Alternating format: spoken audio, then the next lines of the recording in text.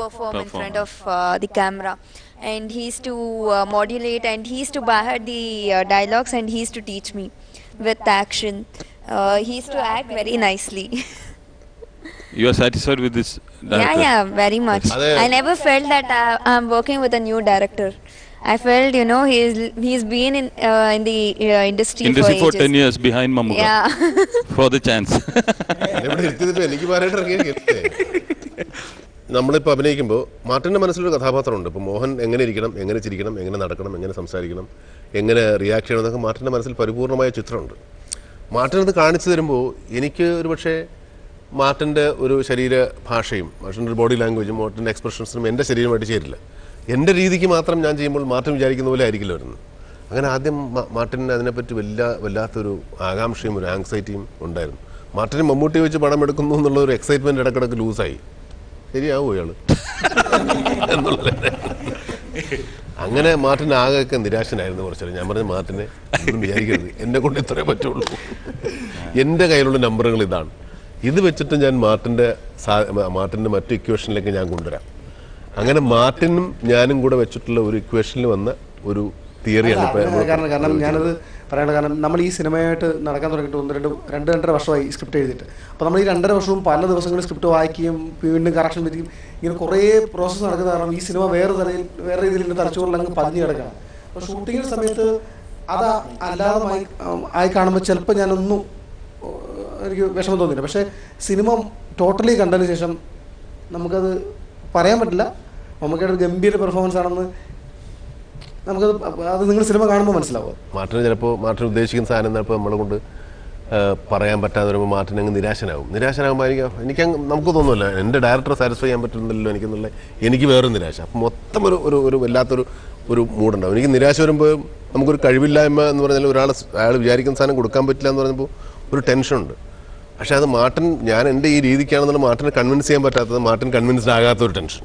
അങ്ങനെ കുറച്ച് നാളത്തൊക്കെ നമ്മളിങ്ങനെ പടം വരുന്നൊരു ടെൻഷൻ. പിന്നെ ഞാൻ വിചാരിച്ചു എന്തുവാവട്ടെ, ഇത് എന്തെങ്കിലും സംഭവിച്ചു പോട്ടെ എന്ന് വിചാരിച്ചാൽ എന്നെ കൊണ്ട് ഇത്രേ പറ്റൂ. അല്ല, അത് എൻ്റെ എക്സ്പീരിയൻസ് ഇല്ലാൻ വേണ്ടിയാണ് എനിക്ക് അത്തരം കാര്യങ്ങളിൽ ഞാൻ പറഞ്ഞല്ലോ, നമ്മൾ ഉദ്ദേശിക്കുന്ന സാധനം എങ്ങനെ അവസാനം ഒരു പ്രൊഡക്റ്റായി വരുന്നു എന്നുള്ളത് ഞാനിപ്പോൾ മനസ്സിലാക്കുന്നുള്ളൂ. ഇത് എൻ്റെ ആദ്യത്തെ സിനിമയാണ്. ഒരു സിനിമയുടെ ആദ്യ അവസാനം നിൽക്കുന്നത് ആദ്യമായിട്ടാണ് ഞാൻ ഈ സിനിമ നിൽക്കുന്നത്. ഒരു സിനിമ ടോട്ടൽ ഇതെല്ലാവരും അങ്ങനെ തന്നെ മാറ്റുന്നത്.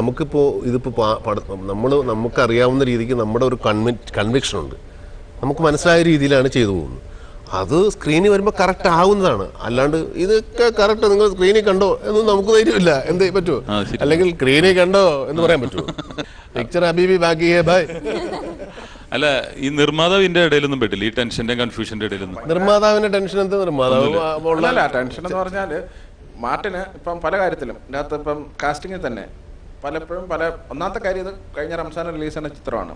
അന്ന് പല ഷൂട്ടിങ്ങിന് വെച്ചാൽ എന്താ റംസാന്റെ ഇടയ്ക്ക് ഷെഡ്യൂൾ ചെയ്തു മാർട്ടിൻ ഉദ്ദേശിക്കുന്ന ആർട്ടിസ്റ്റിനെ കിട്ടണം. അതായത് ഇതിനകത്ത് നെടുമുടി വേണു, നമ്മുടെ ലാല്, സലീം കുമാർ, ഇത്രയും ആൾക്കാർക്ക് ഈ പറഞ്ഞ സമയത്ത് വരില്ല. ശ്രീനിവാസൻ, ഇത്രയും പേർക്ക് ആദ്യത്തെ ഷെഡ്യൂൾ കഴിഞ്ഞിട്ട് രണ്ടാമത്തെ ഷെഡ്യൂൾ ഡേറ്റ് മാച്ച് ചെയ്യുന്നില്ല. ഞാൻ ഒരു മാസം റെസ്റ്റ് എടുത്ത് വരാൻ വേണ്ടി ഒരു മാസം നല്ലൊരു സിനിമ മലയാളത്തിന് കിട്ടി, ഫ്രാഞ്ചൈ. അത് അതിനിടയ്ക്ക് ആണോ? അതിനിടയ്ക്ക് നമ്മുടെ പടം ഷെഡ്യൂൾ നമ്മുടെ പടത്തിന്റെ ഇടയ്ക്കാണ് പ്രാഞ്ചേട്ടൻ നടക്കുന്നത്. കണ്ണലുമലയുടെ മുകളിലൊരിടം കുറുകെ പഴകിയ പെരിയൊരു വട്ടം ഉലയുമത്തിൽ ഇവനുടെ ഇരുപദം നടന കലയുടെ കൊടുമുടി തൊട്ടാൻ അലയും ഇതുവഴി ഒരു പുതുമുഖം തിരയും അവനത്തിനനുഭവ ശതം കളി പലവിധം മുറുകി വളരും ഒരഭിനയ ജ്വരം ഇവന് സിരകളിൽ അതിഗുരുതരം തലയിലരുളുക തന്നവിന് തളം. പുതിയ ഡയറക്ടർ ആകുമ്പോൾ കുറച്ചുകൂടി വളരെ പഴക്കവും പരിചയമുള്ള പ്രൊഡക്ഷനിലെ ആൾക്കാരും പ്രൊഡ്യൂസറും മറ്റുള്ള ആർട്ടിസ്റ്റുകൾക്കും ഒക്കെ തോന്നും. എല്ലാ പുതിയ ഡയറക്ടേഴ്സ് വരുമ്പോഴും അവരുടെ ആഗ്രഹങ്ങൾ എന്നെ സംബന്ധിച്ചിടത്തോളം ഒരു പുതിയ ഡയറക്ടർ എന്ന് വെച്ചാൽ അയാളുടെ ആദ്യത്തെ സിനിമ ഒരു ഭയങ്കര സങ്കല്പമാണ്, ഒരു വലിയ മഹാസൗധമാണ്. അതിനകത്ത് നമ്മൾ കയറി പറ്റുക ഒരു ദുരുദ്ദേശമാണ് എൻ്റെ മനസ്സിലുള്ളത്. അപ്പോൾ മറ്റുള്ള ആൾക്കാർക്ക് അതല്ല. പ്രൊഡക്ഷനിലും മറ്റുള്ള ആൾക്കും ചെയ്യുന്നത് ഇയാൾ അത് വേണമെന്ന് പറയുന്നു, ഇയാൾ ഇത് വേണമെന്ന് പറയുന്നു, നമ്മളോട് ജോഷി അത് ചോദിച്ചിട്ടില്ല, മറ്റവരോട് ചോദിച്ചിട്ടില്ല, അങ്ങനെയൊക്കെ ചോദിക്കുന്നവരുണ്ട്. അങ്ങനെയൊക്കെ വിചാരിച്ചിട്ട് കാര്യമില്ല. ഇതിങ്ങനെ വിചാരിച്ചിരിക്കുകയാണ്. അങ്ങനെ ചോദിക്കുന്ന നൗഷാദ് അങ്ങനെ ചോദിച്ചിരുന്നെങ്കിൽ ഈ പടം ഉണ്ടാവും.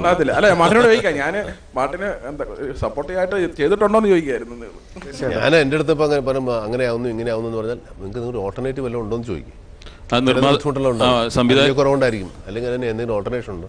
മാർട്ടിൻ്റെ ഓൾട്ടർനേറ്റീവ് ഉണ്ട്, അത് അങ്ങനെയൊക്കെ സംഭവിച്ചിട്ടുണ്ട് കേട്ടോ. കോംപ്രമൈസ് മാർട്ടിൻ്റെ ഭാഗത്തുനിന്ന് ഉണ്ടായിട്ടുണ്ട്, പ്രൊഡക്ഷൻ്റെ ഭാഗത്തുനിന്ന്. മാർട്ടിൻ വിചാരിക്കുന്നതൊക്കെ നമ്മുടെ കൺമുന്നിലേക്ക് കൊണ്ടുവന്ന് തരുന്നൊരു വലിയ ആളാണ്. അയാളോട് പ്രസന്റ് അല്ലാത്തതുകൊണ്ട് അയാളെ പറ്റി നമ്മൾ റെഫർ ചെയ്യാതെ പോയിട്ട് അജയൻ വിൻസെൻ്റെ കൂടെ അജയൻ വലിയ ക്യാമറമാനായതിനു ശേഷം ഞാൻ വർക്ക് ചെയ്യുന്നൊരു സിനിമയായത്. അപ്പം ഇവിടെ നമ്മുടെ മലയാളത്തിൽ നിന്ന് പോകുന്ന മെൻസൻ മാസ്റ്ററേയും ജയൻ്റെയൊക്കെ അസിസ്റ്റൻ്റ് ആയിരുന്ന ആളത്തെ അജയൻ്റെ കൂടെ ഞാൻ വർക്ക് ചെയ്തുള്ളൂ. അവൻ സിനിമയിൽ വലിയ ഒരു ക്യാമറമാൻ ആയതിനു ശേഷം വർക്ക് ചെയ്യുന്നതാണ്. അജയൻ വളരെ കൺവിക്ഷൻ ഉള്ള ആളാണ്. അജയൻ അത്രയും കഥ ഒരുപക്ഷെ മാർട്ടിൻ കഴിഞ്ഞാൽ അല്ലെങ്കിൽ മാർട്ടിനോടൊപ്പം തന്നെ കഥ കൃത്യമായിട്ട് അറിയാവുന്നതാണ് അജയൻ. അതൊരു നോട്ടോ ഒരു കണ്ടിന്യൂറ്റിയോ അല്ലെങ്കിൽ എന്തെങ്കിലും ജസ്റ്റിക്കുലേഷൻ പോലും മാറിയാൽ അജയൻ കൃത്യമായിട്ട് ഓർമ്മിക്കാറുണ്ട് നമ്മൾ. അതായത് ഈ കാണുന്നത് മുഴുവൻ ആദ്യം സിനിമ കാണുന്നതാണ് ക്യാമറമാൻ. നമ്മളൊക്കെ കാണുന്നതിന് മുമ്പേ ആണ് സിനിമ കാണും. അപ്പോൾ അത്രത്തോളം വളരെ കീനായിട്ടുള്ള അത്ര ഡെഡിക്കേഷനുള്ള ആളാണ് അജയൻ. ഒരു കലാകാരൻ ക്രിമിനൽ ആവില്ലെന്നാണ് പറയുന്നത്. അപ്പോൾ ഇതിൽ ചില സീനുകൾ കാണുമ്പോൾ ഗുണ്ടായി അങ്ങനെ വല്ലതും മാറുന്നുണ്ടോ? അത് സിനിമ കാണുന്ന കാത്തിരിക്കുന്നതല്ലേ നല്ലത്. നമ്മൾ ഗുണ്ടയാകുന്നു, അയാൾ റൗഡിയാണോ, കൊലപാതകയാണോ, കള്ളനാണോ, അല്ലെങ്കിൽ തീവ്രവാദിയാണോ ഒന്നും നമുക്ക് പറയാൻ പറ്റില്ല കണ്ടാൽ. പക്ഷെ ഇതിനകത്ത് കൂടെയുള്ള ആൾക്കാർ അത്ര വലിയ ദുഷ്ടന്മാരായിട്ടൊക്കെ ലാലയുടെ സിനിമയിൽ വില്ലനാണ് വരുന്നത്. ഇവിടെ വേണമെങ്കിൽ പറയാൻ നോക്കില്ല, വില്ലനായിട്ടും വരാം. മറ്റൊരാളൊക്കെ പക്ഷെ ഇയാളെ പിന്നെ ഈ കൂടെ നീ നിപ്പും കാര്യങ്ങളും കരയിൽ ബെൽറ്റും കൂളിംഗ് ഗ്ലാസും അധ്യാപകൻ അങ്ങനെ മാറാൻ പറ്റും. അതാണ് പഹയനായി തീർന്ന പറയാൻ നോക്കൂല, പറയാൻ പറ്റില്ല എന്നാണ് പറയുന്നത്. സിനിമയിലെ സീനായിരിക്കും ചിലപ്പോൾ. സിനിമയിൽ ചിലപ്പോൾ പുള്ളിക്ക് ചാൻസ് കിട്ടി, പുള്ളി ഹീറോ ആയിട്ട് മറ്റേ ഉണ്ടായിട്ട് അഭിനയിക്കുന്നതാവാം. അങ്ങനെ സീൻ ഉണ്ടാവാം, പറയാനൊക്കില്ല, സംഭവിക്കാം. അതൊക്കെ അറിയണമെങ്കിൽ തിയേറ്ററിൽ ചെന്ന് തന്നെ ചിത്രം കാണണം. ഒരു പുതിയ സിനിമയുടെ സംഘമാണ്, ആ കൂടെ ഞാനുണ്ട്. നല്ല ഒരു സിനിമയാണ് ഞങ്ങളുടെ എല്ലാവരുടെയും ഉദ്ദേശം. അത് സഫലീകരിക്കപ്പെടും എന്ന് തന്നെയാണ് നമ്മുടെ എല്ലാവരുടെയും പ്രാർത്ഥനയും ആഗ്രഹം. ഈ ഇരിപ്പിൽ തന്നെ സുഹൃത്തുക്കൾ ഇരിക്കുന്ന പോലെയാണ്, എല്ലാം ഭയങ്കര ഫ്രണ്ട്ഷിപ്പിലാണ് ഇരിക്കുന്നത്. അതിൽ തന്നെ സിനിമ ഒരു സൗഹൃദമായ അതായത് ഒരു കോമ്പിനേഷൻ ഓഫ്. അല്ല, ഇരിപ്പ് ഈ വേറെ അഭിനയം മാത്രമല്ല, ബെസ്റ്റ് ആക്ടറായിട്ട് ആരും ഇരിക്കുന്നില്ല. എല്ലാവരും മനസ്സിലുണ്ട്, ഒരു പോസിറ്റീവ് ഫീലിംഗ് ഇവിടെ കിട്ടുന്നുണ്ട്. അപ്പോൾ തീർച്ചയായിട്ടും ബെസ്റ്റ് ആക്ടർ മലയാളത്തിലെ ഒരു ബെസ്റ്റ് നെക്സ്റ്റ് ഫിലിമായി മാറട്ടെ എന്ന് ആശംസിക്കുന്നു. അതിനോടൊപ്പം എല്ലാവർക്കും ഈ ബെസ്റ്റ് ആക്ടർ ടീമിൻ്റെ ക്രിസ്മസ് നവവത്സര ആശംസകൾ.